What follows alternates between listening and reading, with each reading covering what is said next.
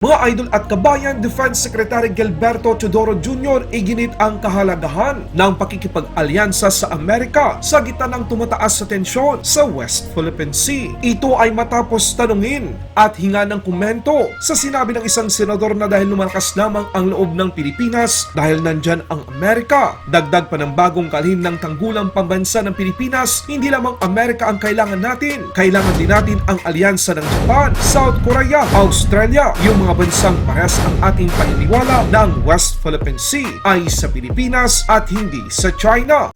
With the question of Senator Padilla, we need a lot of not only U.S. cooperation, but a coalition of like-minded countries. Actually, what in terms of the Philippines, I respectfully disagree.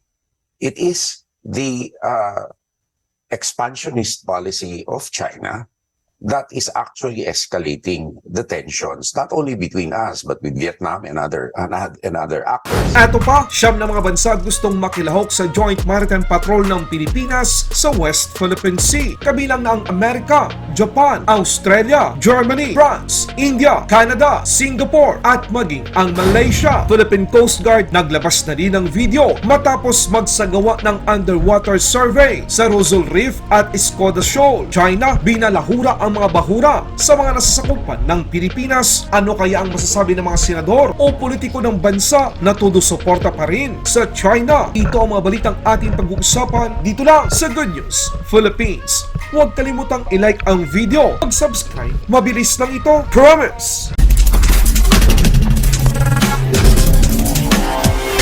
Department of National Defense Secretary Gilberto Teodoro nanindigan na mahalaga para sa Pilipinas ang pakikipag-alyansa sa mga bansang parehas ang ating paniniwala at kinikilala ang 2016 arbitral ruling na tayo ang may karapatan sa West Philippine Sea, hindi ang China.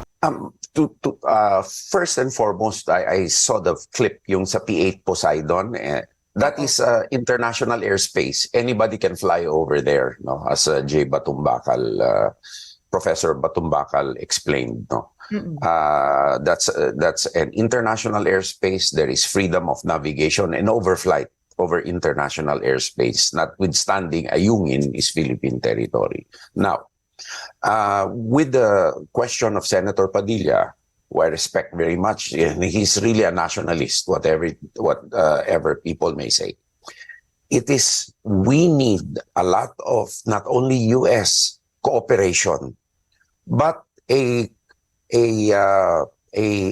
coalition of like-minded countries. So it's not only US, it's also Japan, South Korea, and Australia, and the ASEAN itself. We are trying to engage them very heavily in that. Why? This is the time we are asserting our sovereign rights, our sovereign jurisdiction in a proactive way rather than in a passive way. Because we feel that being passive means to say our territory will just be eaten up. And it's just a delaying tactic by threat actors within the region to try to get us off guard. So now we are trying to proactively assert our rights in the West Philippine Sea. That is why we need also the assistance. Actually, in terms of the Philippines, I respectfully disagree. It is the expansionist policy of China that is actually escalating the tensions, not only between us, but with Vietnam and other actors. And their 10-dash line actually is the best proof that they want to escalate tensions within the area. Because now even Brunei is affected, and India is affected, Nepal is affected. And the Taiwan issue, for me, we have repeated time and time again that the Taiwan issue is a Chinese issue, not us. Of course, the whole world is watching because supply chains are affected. Even the Russia-Ukraine war affects us. We have time and time again stated that we have no territorial claims over Taiwan. So the issue between Taiwan and China is their issue.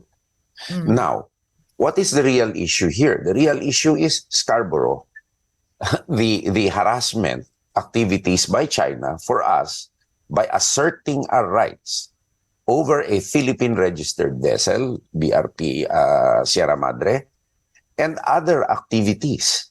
No, because they do not recognize our 200 nautical mile exclusive economic zone. They do not recognize our other claims. So we are not trying to contain China, but enforcing international law, which is on our side. Now, China keeps on saying that we are containing them. If you use the word contain, that means to say you have an intention to expand. So it's disingenuous for them to use that term for me. Sa ibang balita naman, sinabi ni Armed Forces of the Philippines spokesperson Colonel Medal Aguilar na ang mga aksyon ng China sa West Philippine Sea ay humahantong sa isang global isolation. Maraming mga bansa ang sumusulong upang suportahan ang posisyon ng Pilipinas pagdating sa West Philippine Sea. Ang irresponsable at agresibong aksyon ng China Coast Guard ay may malaking epekto para mahiwalay ang China sa mga karatig bansa tulad ng Pilipinas. Sinabi ni Colonel Aguilar na bukod sa Amerka, ang matagal ng kaalyado ng Pilipinas, ang Japan at Australia ay nagpahayag din ng kanilang hangarin na magkaroon ng joint sail o patrol sa Pilipinas sa West Philippine Sea. Dagdag naman ni Armed Forces of the Philippines Chief General Browner Jr. na mas marami pang mga bansa ang interesadong lumahok sa Joint Maritime Patrol tulad ng bansang Germany, Canada, France, India, Singapore at maging ang Malaysia. Ayon kay General Browner, ang interes ng ibang bansa ay isang napakagandang indikasyon para sa Pilipinas na merong mga katulad na pag-iisip na gustong magsulong ng isang rules-based international na kaayusan at tiniyak ang seguridad sa rehiyon ng Indo-Pacific. Sa ibang balita naman, matapos sisirain ng Philippine Navy ang Ruzul Reef kung saan nakita na binalahura ng China ang mga bahura na sakop ng exclusive economic zone ng Pilipinas, Philippine Coast Guard nagsagawa rin ng kanilang inspeksyon. Kinumpirma ng Philippine Coast Guard ang malaking pinsala sa marine environment ng bansa sa mga lugar na madalas puntahan ng Chinese Maritime Militia sa isang pahayag sa social media noong Lunes. Ika-18 ng Setyembre taong kasalukuyan, sinabi ng Philippine Coast Guard Commodore J. Tarella na lubos na sinusuportahan ng ahensya ang pagpapalabas ng ulat ng Armed Forces of the Philippines Western Command. Inilantad sa nasabing ulat ang matinding pinsala sa seabed ng Rosal Reef at Escoda Shoal. Sinabi ni Commodore Tarella na namonitor ng Philippine Coast Guard ang presensya ng humigit kumulang 33 Chinese vessel sa karagatan ng Rosal Reef at humigit kumulang 15 Chinese Maritime Militia sa lugar ng Escoda Shoal mula ika-9 ng Agosto hanggang ika-11 ng Setyembre taong ito. Ang kanilang presensya ay pinatunayan ng Maritime Patrol na isinagawa ng Philippine Coast Guard, BRP Sindangan at BRP Cabra. Ayon naman kay Maritime Expert J. Batong Bakal, China lang ang bansang may kagagawa nito. China lang po ang nakita natin gumagawa niyan. Yung giant clam, ginagawa nilang substitute sa ivory. Pero yung giant clam, sa ilalim po yan ng mga bahura kasi sila yung nagiging pundasyon ng mga reef.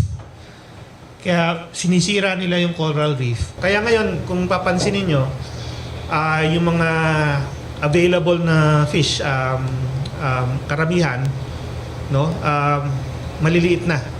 Tapos marami na ngayon na isda na hindi nyo na nakikita o kaya napakamahal na kasi rare na sila. Yun po yung mga signs na yung fishery ay maaari nang mag-collapse. Laban Pinas.